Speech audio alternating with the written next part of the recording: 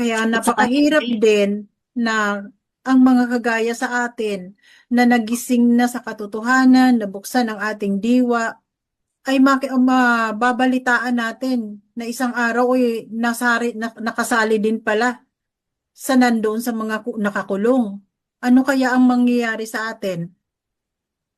kasi 'di ba, nakalagay hindi namumunga ng mabuti. Ang mga hindi namumunga ng mabuti ay pinuputol at Yes, itinatapon sa apoy. oo. So, ang importante kasi dito, yun talagang nakakonekta ka sa puno na nagbibigay ng mabuting bunga. Kasi kapag ka Saka ikaw ay hiwalay doon sa puno na nagbibigay ng mabuting bunga, ay hindi ka rin mamumunga ng mabuti. ang mahirap lang kasi ngayon sis, ang tao mapagkunwari, ano, sa tao, makapakitang tao talaga na mabuti sila. Hmm. Pero sa alahayam, hindi mo, hindi nila iniisip, nakikita na nga love, yung nasa, yung ginagawa nila nang wala nakatingin. Di ba? So, Oo. isipin mo mabuti yung taong yun.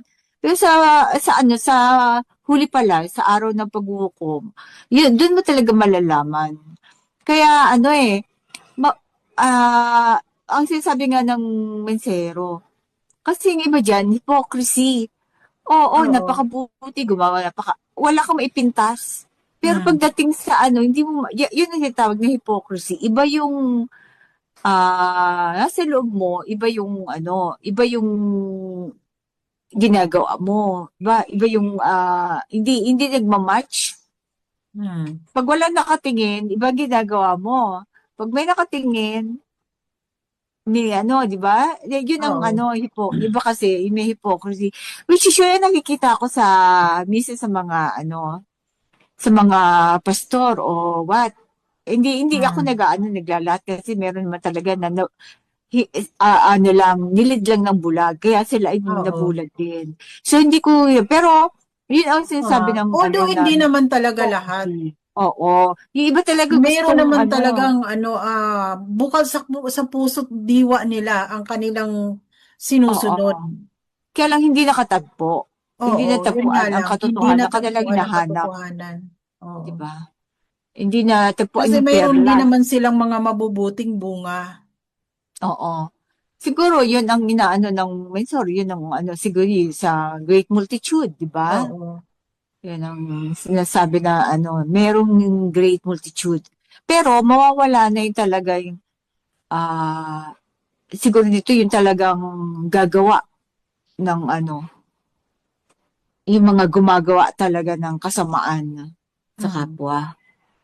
So, meron din na na ang pinagbabasihan ng ating alahayam ay yung mabuting gawa. Kagaya ng Oo. ginawa ni ni Cornelius, 'di ba?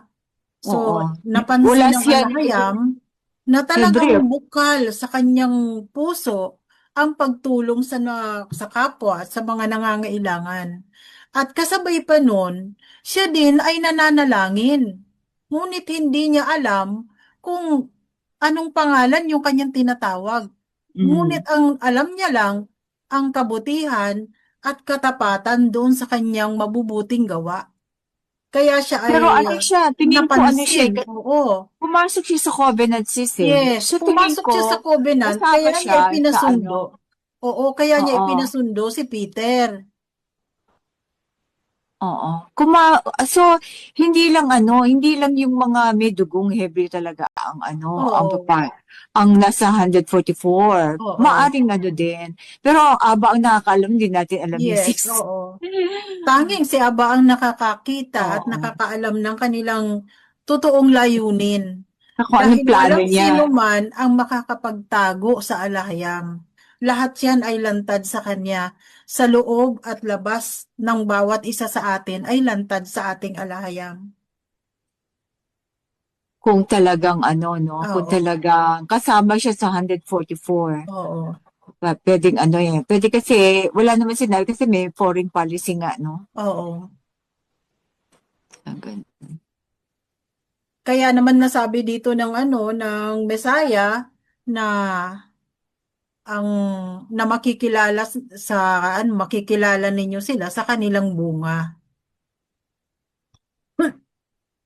Kaya Sa ngayon, may huling pag ano pa, pag oo. husga, di ba, paghatol.